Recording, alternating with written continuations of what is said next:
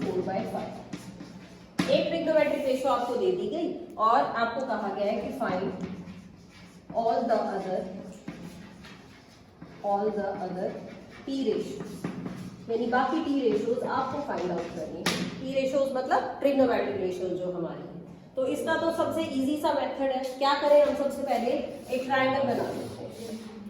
Triangle बना ली, जो angle आपको गिवन हो ना उसकी नेमिंग नीचे कर लेना बेस के ऊपर, बाकी आपकी चॉइस रहेगी। मैंने यहाँ पे बी ले लिया है, यहाँ पे सी ले लिया है। गिवन क्या है क्वेश्चन में, sine A is equal to 4/5। इसका राइटिंग का मेथड देख लेना क्योंकि ये 2 मार्क्स में आएगा, तो डायरेक्ट आंसर आप लिख नहीं पाओगे, तो पता होना चाहिए कि लिखना कैसे। साइन ए, साइन का जो फॉर्मूला है वो है P/H। इट मींस ये जो 4 है ये परपेंडिकुलर है और जो 5 है वो क्या है, हाइपोटेन्यूज है। तो 4 आपका परपेंडिकुलर, 5 आपका हाइपोटेन्यूज। तो सबसे पहला काम क्या करना है, बेस फाइंड आउट करना है। तो आप कैसे लिखेंगे, यूजिंग पाइथागोरस थ्योरम। हमने पाइथागोरस थ्योरम यूज की है और क्या है Pythagoras theorem, hypotenuse square is equal to perpendicular square plus base square. तो वैल्यूज पुट कर लेते हैं, ये आ जाएगा 5 square is equal to 4 square plus base square, 5 का स्क्वायर 25 माइनस 16 यानी 9 is equal to base square, और बेस की जो वैल्यू है वो 3 आता है। तो बेस आपके पास 3 आता है। क्वेश्चन में कहा गया था find all the other T ratios, आपको सारी की सारी ट्रिग्नोमेट्रिक रेशियोज फाइंड आउट करनी थी। फॉर्मूला आपको सबका आता है, अगर मैं कहूँ cos A तो P/H, अगर हम कहें कि tan A निकालना है तो P/B, cot A निकालना है तो B/P, अगर sec A निकालना हो तो H/B और cosec A निकालना हो तो H/B। जब आपके पास तीनों साइड्स आ जाए ट्राइंगल की तो कोई प्रॉब्लम ही नहीं है, हम तीनों साइड्स सबसे पहले यही करेंगे।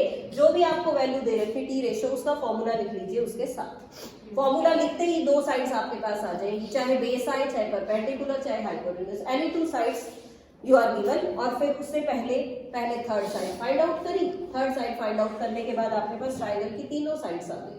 हो सकता है क्वेश्चन में कोई 2 ट्रिग्नोमेट्रिक रेशियोज पूछ ली जाए, हो सकता है 1 पूछ लिया जाए, वो डिपेंड करता है क्वेश्चन पे। तो आप सारी भी निकाल सकते हो, सारी पूछ ली जाएगी तो 2 मार्क्स का क्वेश्चन है। अगर 1 या 2 वैल्यूज पूछी जाएंगी तो 1 मार्क में आएगा, वो डिपेंड करता है जैसा आपसे पूछा जाए। हाँ जी, अब देखते हैं।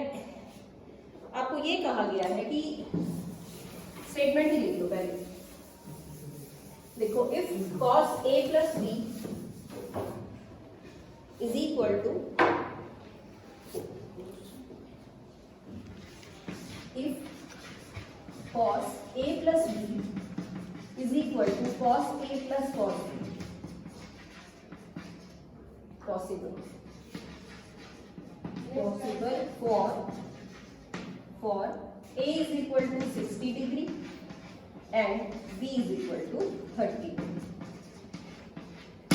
क्वेश्चन में आपको कह रहा है अगर A की वैल्यू 60 है, B की वैल्यू 30 है, तो इज इट पॉसिबल कि cos A plus B cos A plus cos B के इक्वल हो? पॉसिबल है या नहीं? कैसे चेक करोगे आप? वैल्यूज पुट कर लो।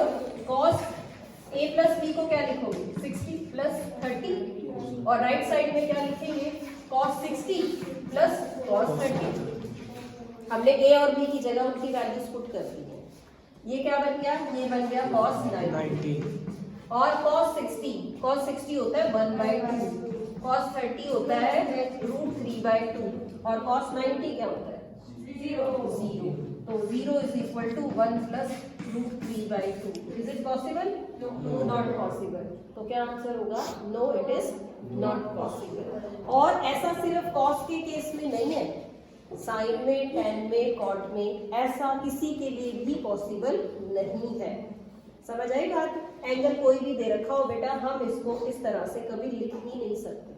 आपकी बुक में क्वेश्चन था भी, वो क्या क्वेश्चन था? उसमें ये पूछा गया था कि sine A plus B is equal to sine A plus sine, और ये क्वेश्चन ट्रू फॉल्स में है उसके अंदर। इज इट ट्रू और फॉल्स? तो इसका आंसर फॉल्स है। और फॉल्स कब है? इसमें तो एंगल्स दे दिए, इसमें एंगल्स भी गिवन नहीं है आपको, फिर भी इसका आंसर फॉल्स है, क्योंकि ऐसा पॉसिबल नहीं है कि एंगल्स का सम करो और फिर ये ट्रिग्नोमेट्रिक रेशियो लगाओ और एंगल्स के ऊपर अलग अलग लगाओ, तो कभी भी वैल्यू सेम नहीं मिलेगी। एक ही कंडीशन हो सकती है कि ए भी 0 हो और बी भी 0 हो, या दोनों में से कोई एक 0 हो जाए। मान लीजिए मैंने कहा कि a 60 है और b 0 है। अगर a 60 और b 0 है तो ये क्या बना? sin 60। और यहां से देखोगे तो sin 60 और ये बन जाएगा 0। तब तो पॉसिबल है कि कोई एक एंगल 0 बन जाए, तो वो सिर्फ दूसरा ही बचेगा, पहले वाला बचेगा ही, तब हो सकता है, अदरवाइज पॉसिबल नहीं होगा। ठीक है, चलिए एक और क्वेश्चन करते हैं। रेशियोज को कंबाइन करना सीखते हैं, कैसे हम भी रेशियोज को कंबाइन कर सकते हैं। लिखिए एक बार क्वेश्चन नंबर 3।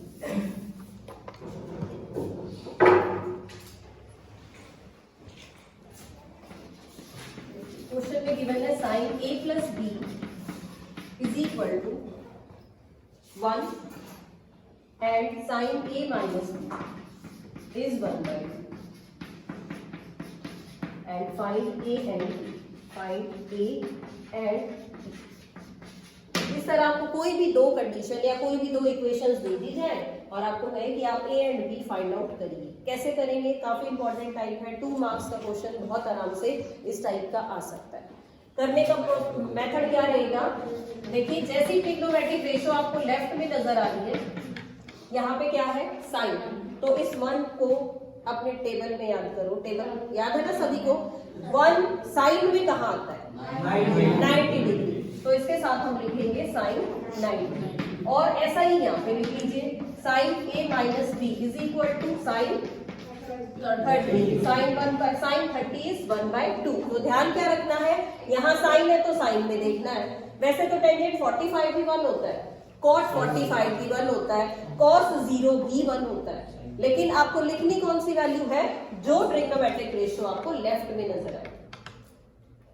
फिर क्या करेंगे नेक्स्ट स्टेप में? ध्यान रखना बेटा, कभी भी साइन से ये साइन कट नहीं करना। ठीक है, कैसे करते हैं? हम इक्वेट करते हैं। ट्रिग्नोमेट्रिक रेशियो ऐसे कट नहीं होती, कभी भी वो इक्वेट होती है।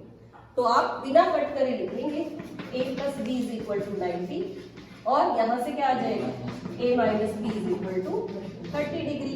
दो इक्वेशंस आ गई हैं आपके पास, कर लेंगे सॉल्व इसको। b से b आपका कट हो गया, what is 2a? 2a is equal to 120 degree, a is equal to 60 degree. और a 60 है, यहाँ पुट कर लीजिएगा 30, यहाँ पे क्या आ गया? 60 minus b is equal to 30। तो जो b की वैल्यू है वो क्या आ जाएगी? 30। इस तरह से क्वेश्चन करना है। ठीक है, वैल्यूज इक्वेट आप अपने अकॉर्डिंग करेंगे कि कौन कौन सी वैल्यू इक्वेट करने से आपका जो आंसर है वो आ जाएगा। चलिए और करते हैं। आपके पास एक मैं क्वेश्चन लिख रही हूँ, देखते हैं आप लोग ट्राई करेंगे। 1 मिनट नहीं आएगा तो मैं बता दूँ। फाइंड या सीधा गिवन लिख लीजिए, sec 2a is equal to sec 2a is equal to cosec a minus 36। Find a, आपको a की वैल्यू फाइंड आउट करनी है। देखिए कैसे करें। टाइप वही है जो अभी पीछे की थी हमने।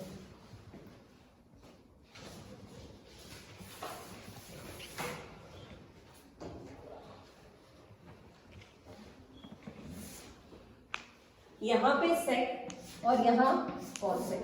क्या करना है? जब भी इक्वेशन का साइन हो बीच में, तो हमें क्या करना है? दोनों साइड एक जैसी ट्रिग्नोमेट्रिक रेशियो होनी चाहिए। ठीक है, हाँ। तो हम इसको क्या करेंगे? किसी एक को चेंज कर लेते हैं। कल हमने सीखा था कि सेक को कॉस में चेंज, कॉसेक में चेंज कर सकते हैं 90 में से माइनस करके।